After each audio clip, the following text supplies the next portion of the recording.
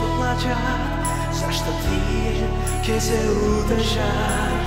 Блажени са милостивите, защо тие се помилуват. Тие не знаят дека маката не е сега тук, докато сме на земята. Маката ќе бъде после, кога одиме при Бога. Там ќе има суд за сите. Без разлика дали си верен, дали не си верен. Там Бог ќе суда верните за тоа што са знаели, а не са направили. Така е. Ако не си знаел, не си правил. Ама знаел си и не си направил, значи знаел си за Бога, а не си кажал на своите. Знаел си за Бога, а не си помогнал на това, що не знае. Аз си го судил, даже от и правя нещо. И маката не започнува от сега. От сега е слава. Маката започнува от кога човек ќе разбере дека нема надеж во нещо. Сите во целиот свет барат надеж во природата. Да нема дожд, да нема вода, да нема огин, да нема војна, ма ја има. Да нема болести. И луѓето барат, дават се, само и само да нема такива маки. Некои се крият на тук, на там, временно, но те не може да се спасат от и... Даже и да се спасат, ако нема кой да те пази и след това не можеш да се пазиш. Даже и да оздравявам от някаква болест, ако после доктор секогаш не ме гледа що правам, не ми дава препоръки, така да не правиш, така да правиш, аз пак ще се разболям, одма. Значи ние всеки ден трябва да одиме при нашия доктор Господ Исус Христос, да бараме от Него лек. А Неговият лек е много арен. Он първо дава мир. И да си лош, ти дава мир. И да си направил лошо, пак ти дава мир. Изчекай са, вика, напил си, аз са, вика, покай се, всеки се оправя. И отма се оправя. Ама само кога се покажеш. Така. Само кога разбереш дека ти си сгрешил не на некой или на теб си, а на Бога. Защото ние грешиме на много и на себе си грешиме, сами. Без никой да има до нас. Но това ще го правим и на себе си, и на другите го правим на Бога. Значи ние мора да знаем дека, що и да правиме, мора да го правим за Бога. Не за другите, не за мен си. Кога го правим за Бога, Бог има грижата да ни дава все, що ни потребно, да го здобиме това. Тогава няма да се караме с никой. Сите ки не предизвикува да се караме. Обаче Бог ни дава мудрост и ни дава сила да търпим, даже и да ме тепат. А за мен да ме тепат, това значи да ми кажуват лоши думи, лоши зборови. Нещо, що не е верно. Нещо, що може да нарани Бога. Много ми е тежко, кога каже некой нещо лошо за Бога. Много ми е тежко. Тежко ми и близките, като ми задават въпроси, дяволски въпроси. Значи, види сега викам, на дяволски въпроси аз нямам отговор. И аз имам отговор на Божието Слово, що ми дава откровение от Него. В Неговото Слово има отговор за все. Нема там въпрос, за кой няма отговор. Доста е само да повярваме. Не е доста да знаеме, или да разбираме, или да правиме, а само да повярваме. Верването не е производство наше. Верването е дар от Бога.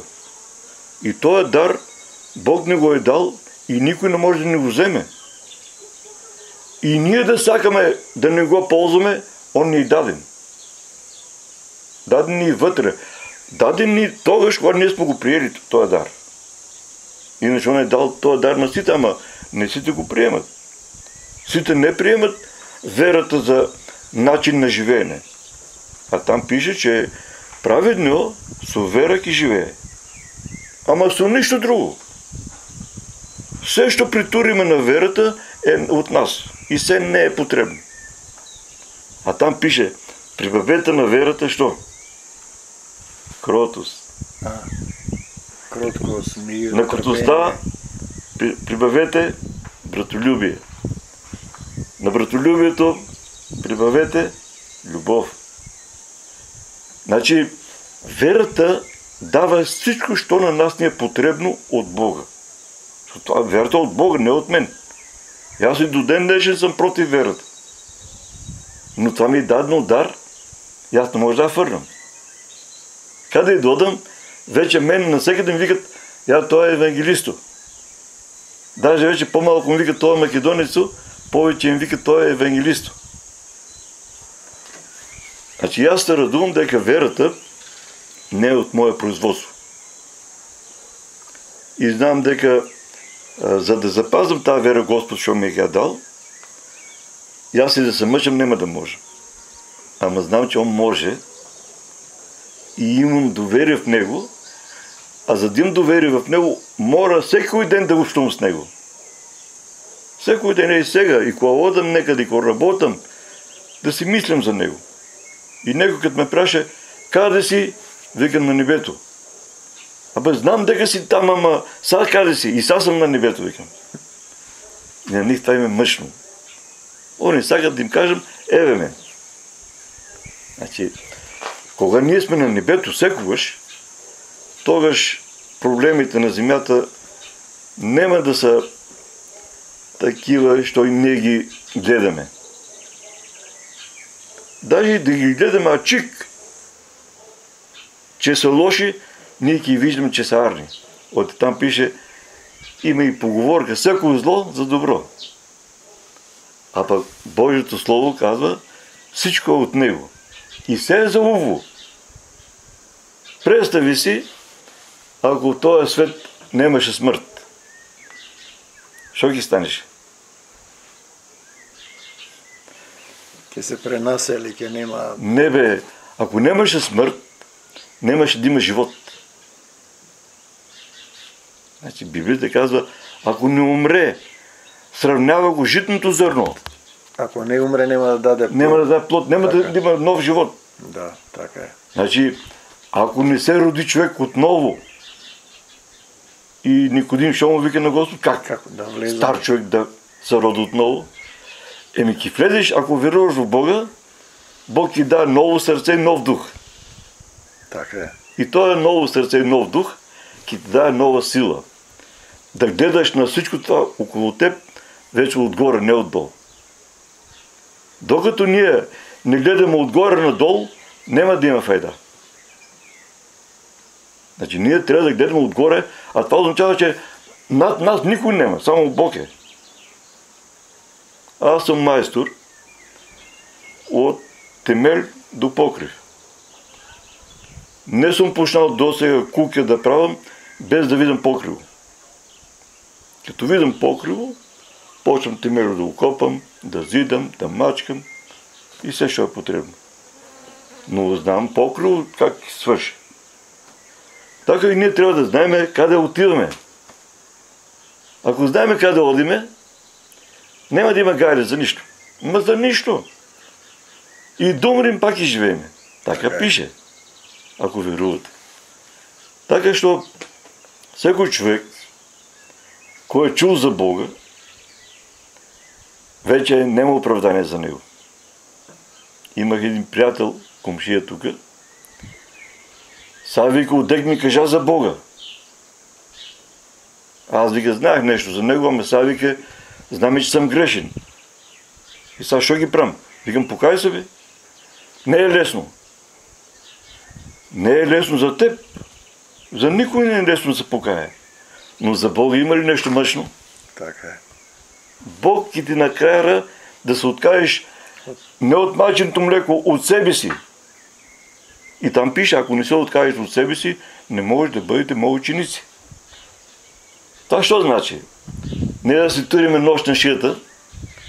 Това значи да не разчитаме на нашата мъдрост, на нашия разум. Да не разчитаме на нашите физики, състояния. А всичко да разчитаме на Бога. Даже и това ще го имаме като нещо, не е нашо. Да го разчитаме на Бога. Да го даем на Него. И аз, например, и в църквата ми правят корекции, защо като кажем да се молим за Бога, на Бога за някой болен, они молят се вака. Господи, помогни му на това, оздравей го, дай му здраве. Аз точно обратно се молям. Господи, вземи му здравето на този човек. И тия брат Стояне не мой. Как не мой, викам, ако Господ не ти вземе здравето, ти няма да се викнеш кон. Нема да знаеш как да го пазиш. Така е. Ако Господ ти вземе здравето, Он ки те опази. Ки каже, що да яеш, що да не яеш, що да пиеш, що да не пиеш. Значи Господ трябва да ни вземе всичко от нас. Он не може да го вземе на сила. Господ сака ние доброволно да му го дадем, да кажем, Господи, аз не можем да пазам ни здраве, ни акъл, нищо. Вземи го и ми го давай ти, що ми трябва потребно за денеска, за утре. И тогаш людите почнават да бегат от мен, от църквата. Ти, вика, много си задълбочил. Значи аз съм влезнал дълбоко и сега, вика, там ние не може да одим, вика. Как така Господ да ми вземе здравето? Нека ми го даде, вика. Ако ти кажем, Господ да ти вземе живот, що и кажеш, викам. И негово право. Право е на Господ да ми вземе живот. Он ми го е дал, ми го вземе. Защо се буним? Защо не се надаваме на Господ да ни вземе живото и да видите какво фарен живот ки ни дае? Ама ако ние го браним живото, по-скоро кюмрим. И се разболим по-скоро. Но това, що ви кажувам, викам, не може да се разбере с този акъл. Това на всекой по-отделно, не да се кажува, трябва да му открие Господ. Ако Господ не му открие, така ки си цял живот човек. А за да ти открие Господ, мора да разбереш дека имаш нужда. Дека имаш нужда да живееш с Бога. Дека имаш нужда да бараш от Бога. Дека имаш нужда да одиш с Бога. И тогаш Бог няма да оставя. Айде, знаеш, вече доста вече. Бог още повече ми дава. И все повече. И сега се ми викат, абе ти за теб нема старост. Викам, нема, за верваш в Бога нема старост. Така е. Нема и смърт. Нема и нищо, що може да му повреди. Нема такова нещо. Защо всичко е от Господ. И ние трябва да сме благодарни на Бога, дека не е лишил да не знаем, що ни дава Он. Ние може да знаем, що ни дават люгито, що давам аз на мен си, а и що ми дава Господ. Нищо друго, що ми дават другите, не е явно. Така е. Ядове другите ми дават. Аз пък съм отчаян от мен. От не може да направим това, що сакам. Моят татко викаше, вече до душата ми сака, ама вече не може. Що като ти сака душата? Викам, тате, ние от тази душа сме на това дереже. Душата само сака. А Библията казва, че всеко пожелание е грех. От наше пожелание. Даже да верваш, да сакаш да верваш в Бога, е пак грех, защото ти не се доверяваш Бог да ти даде тази вера. А ти сега изработваш верата някак си. И даже почваш да правиш религиозни работи, за да се докажеш, че веруваш. Така е. А Господ вика, аз ви дам моето, за да го покажете на другите и като покажете, да видят другите, дека вие сте от мене, а не аз от вас.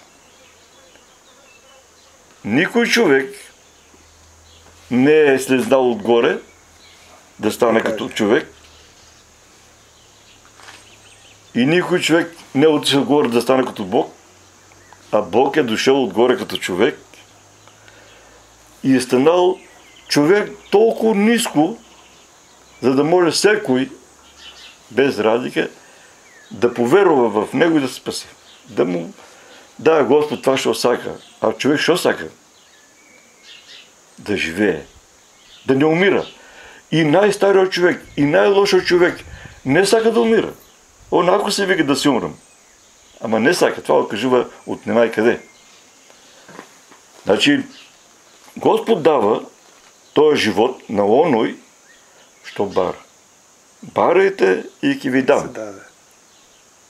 Сакайте и ки ви дам. Значи Господ не сака да има Неговото за Него. Он сака Неговото за нас. Защо? Исус що кажа? За да сме едно. Както ти и аз, така и они. Така е. Да сме едно с тебе. Като поверват в мене. Исус не смееше нищо да направи без Бога. Така е. Ни една дума, нищо. Нищо, една буква не сакаше. Така е. Що да му чинише? Он сакаше, вика, аз Неговата воля изпълням, не моята. И да е права моята и крива, не сакам да е моята, Неговата воля. Защо така?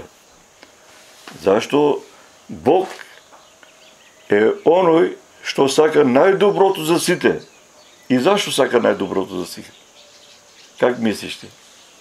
Защо он що направи, беше все добро. Нищо нямаше лошо. И виде, че всичко, що направи, е добро. Дяволо, за кой ние не сакаме много да сбориме, а мислям дека трябва повече да говориме, да го разкриваме каков е, не да му се покланяме. Не сакаше хората да имат това, що има Бог. Дявол вики, дам целият свет, да ми се поклониш. На Исус му викаше, пък на нас слуша повече. Така. На нас пък да ни дай 20 денари, ние сме готови да отепим човек. Обаче Исус вика, пиши ной. На Бога само да се покланиш. Защо? Защо само он е арен, само он е прав. И редно е да провериме дали само Господ е прав. И ако видиме, че дека и он нещо не е прав, можем да се... Ама аз не съм видел още. А и нема... Никой не ми е кажал нещо да е он прав, некой да е прав. А само Господ дека е прав. Защо Господ е прав? Защо Господ това, що прави, не се разваля? Поправя се, но не се разваля. Бог поправя човеко. Ке оздравява, ако е болен. Ке му дава къл в главата, да не ода по някой лош път. Ке му помогна, ако не може нещо. Но Господ е прав, защо всяка това, що го е направил, никой да не го разтуре. Он затова вика, ке ви дам и нова земя, и ново небе, къде да живее правда, т.е. да живее Бог. Сега ние много мислим каква е тази нова земя, ново небе. Никой не знае каква е. Верувай дека е верно и готово, всичко е спокойно. Нова земя, ново небе, значи нема да има ни къвга, ни омраза, ни тепане, ни убийство, ни смърт. Нема да има болести, нема да има ядове. И аз сега трябва да ви кажа накрай, дека с нощи сънувам един сън, не съм по сънищата.